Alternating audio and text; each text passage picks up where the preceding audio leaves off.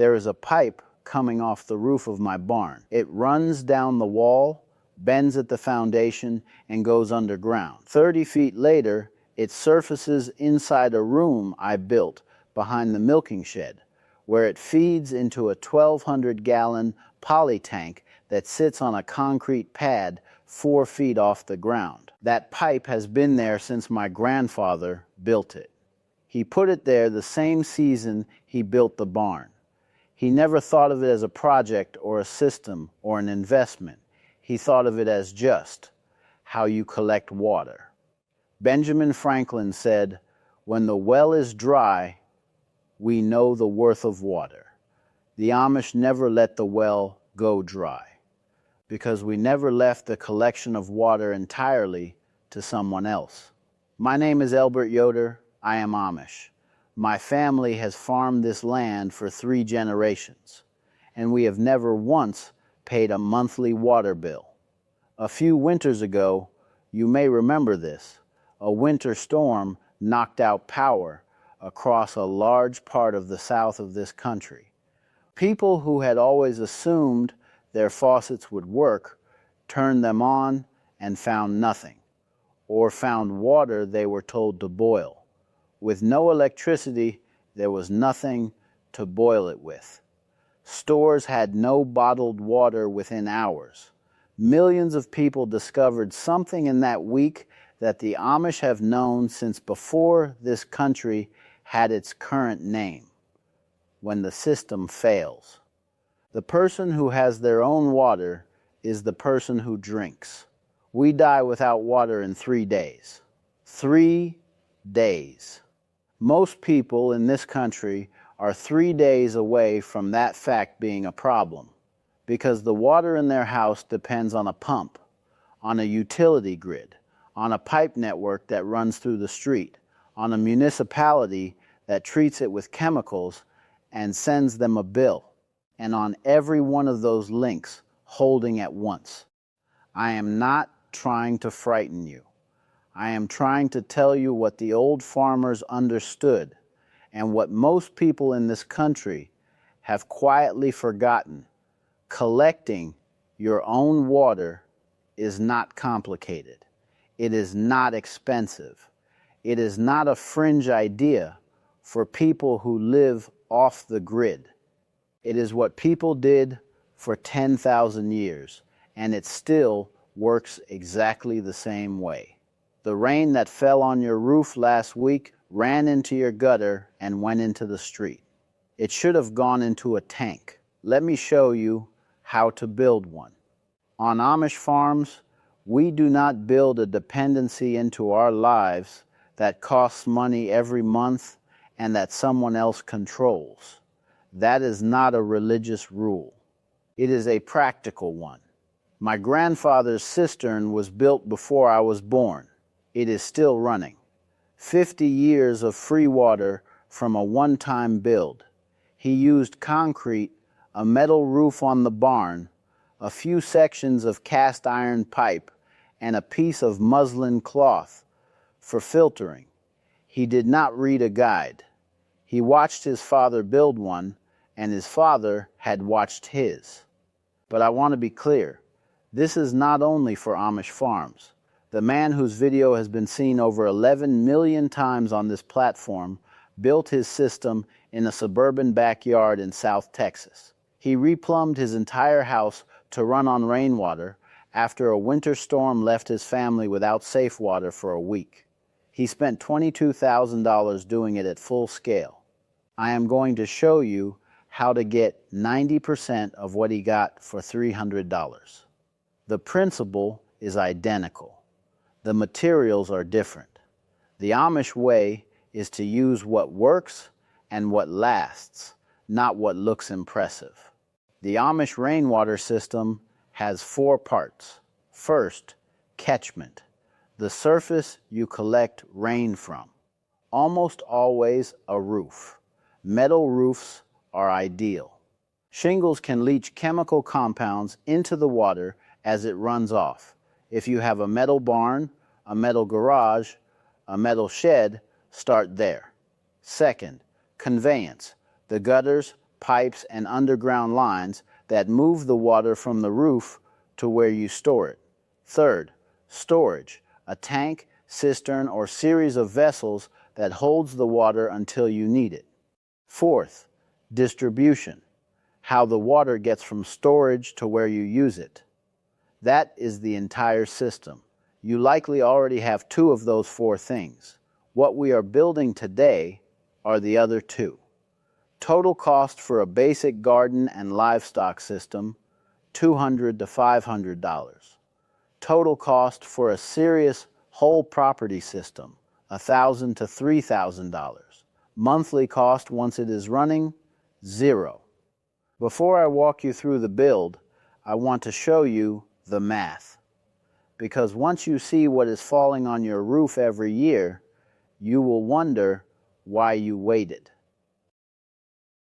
Every square foot of roof surface collects approximately 0.6 gallons of water per inch of rainfall. That is not a theory. That is physics. Take your roof area in square feet. Multiply by your annual rainfall in inches. Multiply by 0.6. That is your annual yield in gallons. A modest house, 1,500 square feet of roof in an area that receives 30 inches of rain a year. That is 1,500 times 30 times ZO. 6. That is 27,000 gallons every year, falling on a roof you already own. The average American household uses roughly 100 gallons per day, 36,500 gallons per year. A 1,500 square foot roof in 30 inches of rain covers about 75% of that. In wetter regions, you can exceed 100%. You are not collecting all of it. Some is lost to the first flush, to evaporation, to overflow when the tank is full. But the volume available is far larger than most people imagine. Right now, that water is running off your roof and going into the street. On Amish farms, the barn roof is the primary catchment surface, not the house. A 3,000 square foot barn roof in 25 inches of annual rain collects 45,000 gallons per year, more than enough for household use, garden, and livestock combined. We do not over-engineer the storage. We size it to carry us through the driest stretch between rains, usually 30 to 60 days, and let the roof handle the rest. Once you understand the math, the system designs itself. Here is exactly how to build it, in the order you build it. Step 1. Calculate your catchment and your storage need. Take your roof area. Multiply by your annual rainfall. Multiply by 0.6. That is your annual yield. Now decide what you want to supply with rainwater, garden and irrigation only, livestock water, or whole property including the house. Each has a different storage requirement. For garden use only, you need far less. For livestock, size to 30 days of usage. For whole property, size to 30, 60 days, depending on your dry season. Do this calculation before you buy anything. It will tell you exactly what size tank you need and save you from both underbuilding and overspending. Step 2. Choose your roof surface and clean it. Whatever is on your roof ends up in your water before the filter catches it. Metal roofs are the best catchment surface. They do not leach chemical compounds the way asphalt shingles can. If you have a metal barn, a metal garage, or a metal outbuilding, use that as your primary catchment roof. If your only option is a shingled house roof, it will work, but use it for outdoor irrigation first, with more filtration before any indoor or drinking use. Clean your gutters completely before you connect anything. Inspect for debris accumulation. If you have overhanging trees, trim them back from the roof edge. A clean roof produces cleaner water. This step costs nothing. Step 3. Install a first flush diverter. This is the single component that most beginner rainwater setups leave out, and it is why Amish systems produce clean water without expensive filtration. The first water that runs off your roof after a rain begins carries everything that accumulated since the last rain: dust, bird droppings, leaf matter, shingle particles. A first flush diverter is a simple pipe that captures and discards that first dirty flush, typically the first gallon per 100 square feet of roof surface, and then redirects all subsequent clean water to your storage tank. Once the diverter fills, a float closes the inlet. All remaining water goes to storage. When the rain stops, the diverter drains slowly through a small hole at the bottom and resets for the next storm. You can buy a pre-made first flush diverter for $20 to $40. You can build one from PVC pipe for under $10. This one component does 80% of your water quality work before the water ever reaches your tank. Do not skip it. It is the whole game right there. Step 4. Choose your storage vessel. This is where most people overthink it. The Amish use what works and what lasts. 55-gallon food-grade drums, the entry point. A used food-grade barrel costs $10 to $30. Connect 4 to 6 in series for 220 to 330 gallons. Good for a garden, not sufficient for a whole property. IBC totes 275, 330-gallon intermediate bulk containers, the Amish workhorse. Used food-grade IBC totes run $80 to $150. They are stackable. They have a standard outlet fitting at the base. 2 of them give you 550 to 660 gallons for under $300. This is the right starting point for most people. Above-ground poly tanks, 500, 5,000 gallon, new from agricultural suppliers. A 1,000-gallon tank costs $300 to $500. A 2,500-gallon tank runs $600 to $800. Food grade, stabilized, built to last decades. This is what we use on our larger operations. Underground cisterns, the traditional Amish choice. Concrete or fiberglass, installed below grade.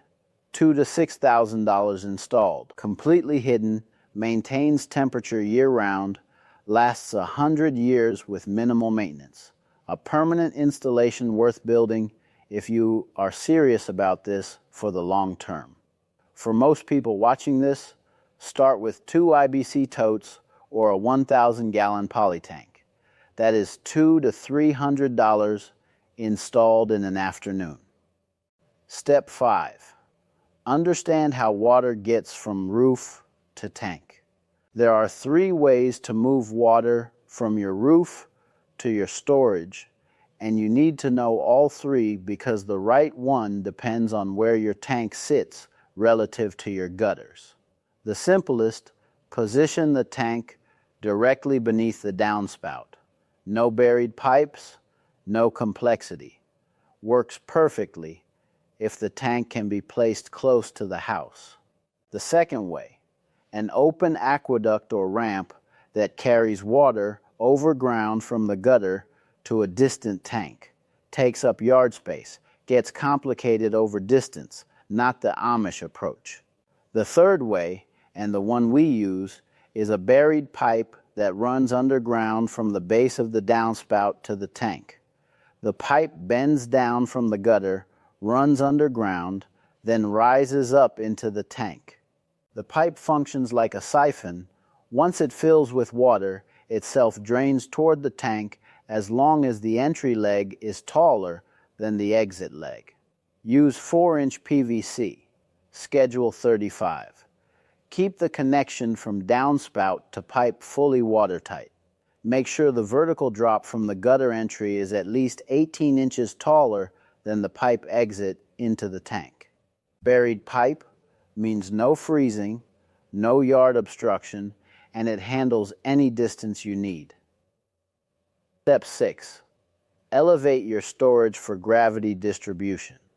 This is the Amish principle that eliminates the need for a pump, store the water above the places where you use it.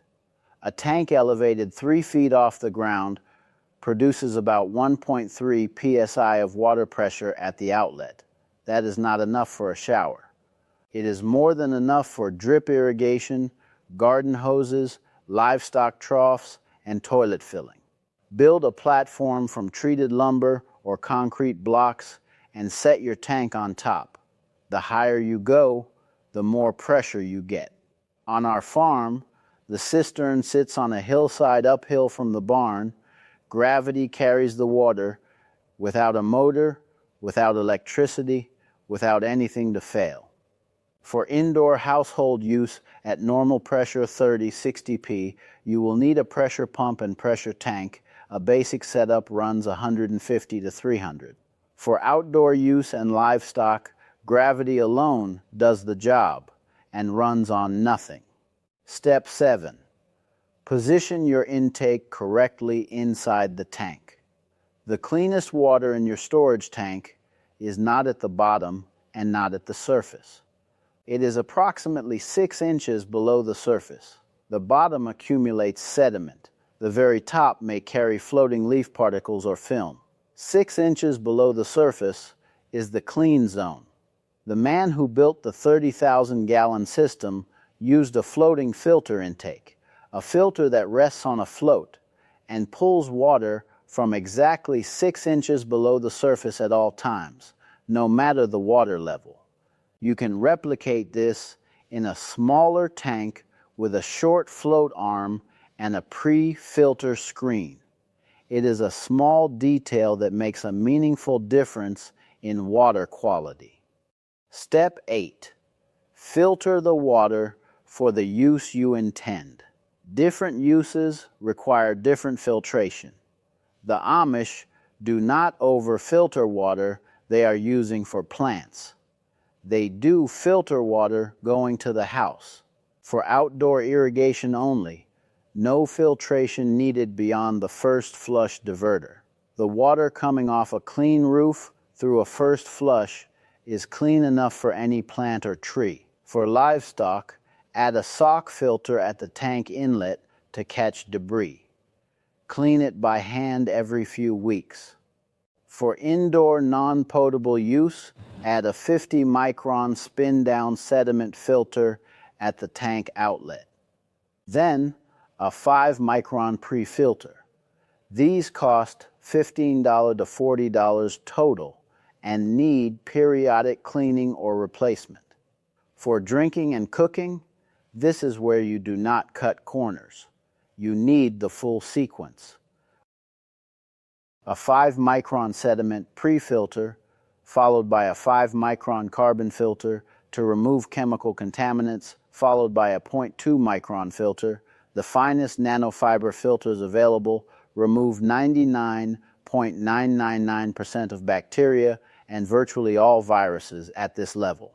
Add a reverse osmosis unit at the kitchen tap. RO filters down to 0.001 microns, which is smaller than any known pathogen.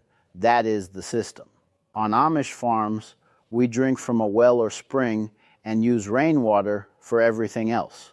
Your bill drops 60 to 80% immediately, and your drinking water source stays simple. That is the practical starting line for most households. Step 9. Install a backflow preventer if you connect to city water. This step applies to anyone who is keeping a municipal water connection as a backup. If your rainwater system connects to your house plumbing at any point, you must install a backflow preventer, a one-way valve that prevents rainwater from flowing backward into the municipal supply. Most municipalities require this by code. It must be installed and may require annual inspection. Without it, collected rainwater can contaminate the city supply if there is ever a pressure drop in the main line. Install it at the point where your rainwater line joins the house plumbing. It costs $20 to $40 and takes 20 minutes. This is not optional. Do not skip it. Here is what to expect. The first rain after your system is installed, watch the first flush diverter fill. Watch it redirect. Watch your tank begin to fill.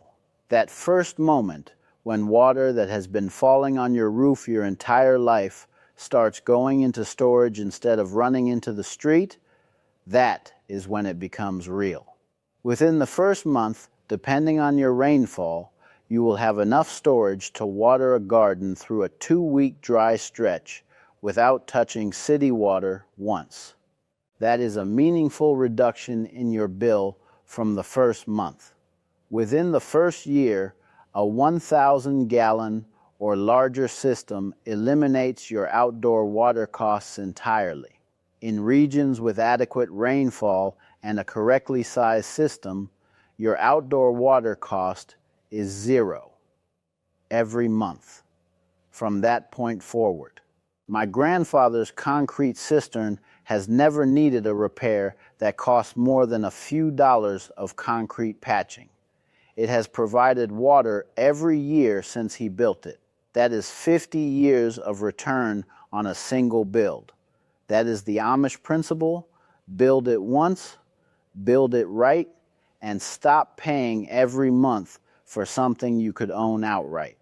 The man in Texas spent $22,000 to replumb his entire house and install a 30,000-gallon tank.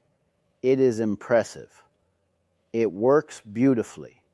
You do not need it. 2 EBC totes, a first flush diverter, a gravity line to your garden, $300, free outdoor water for the rest of your life. Start there. You can always build bigger. I want to say one thing before I go, because I have said versions of it before and I will say it again. There is no company that profits from a $20 first flush diverter and a used IP tote. There is no subscription to sell you. There is no truck to send to your property. There is no bill to send next month. Rainwater collection is not complicated to understand, and it is not complicated to build. The knowledge has been available for as long as there have been roofs and buckets. It is on the shelf at every agricultural supply store in this country. The reason most people do not know how to do this is not because it is difficult. It is because there is no money in teaching it to them. The Amish know it because we could not afford not to. When you cannot hand the responsibility for your water to a city system, you learn to manage it yourself. And once you do, you wonder why you ever handed it over in the first place. The people who built this country before the pipes were put in the street, they carried their water from a well. They collected it from a rain barrel. They built their farms around the water that was already falling from the sky. That knowledge did not stop working when the pipe went into the ground. Most folks just stopped needing it. You need it now. One more thing, and this one is the detail that separates a good rainwater system from a great one. Collect from every roof on your property, not just the house. Your barn roof, your garage roof, your shed roof, your chicken coop roof. Every one of those surfaces collects water. On most properties, the outbuildings combined have equal or greater roof area than the house. By running each downspout into a shared storage system, you multiply your catchment for free. On the farm I grew up on, the barn roof alone, 4 times the size of the house roof, was our primary catchment surface. The house roof fed a smaller household cistern. The barn roof fed the main agricultural cistern. Between the two systems, we almost never ran low, even in dry summers. Walk your property, measure every roof, add them all together. Most people find they have twice the catchment area they thought and twice the water. Have you looked at your water bill this month? Drop the number in the comments. I want you to see what your neighbors are paying and recognize that none of it is as fixed as it feels. If you already collect rainwater, tell us your setup. What are you storing? What does it cost you per month to run? How long has it been running? The people just starting need to hear from the people who already built it. Subscribe if you want more. Every week I share what the Amish have known for generations, and most people are paying someone else not to know. Next video. How Amish farms manage their own power the same way. One system. One-time build, no monthly bill. The same principle. The same result. Water from the sky, power from the sun, food from the ground. These are not new ideas. They are very old ones, and they work. Until then, measure your roof, find a used tote, install the diverter, and remember, the people who built this country with their hands knew things we are only just starting to remember. I am Elbert Yoder. God bless your farm.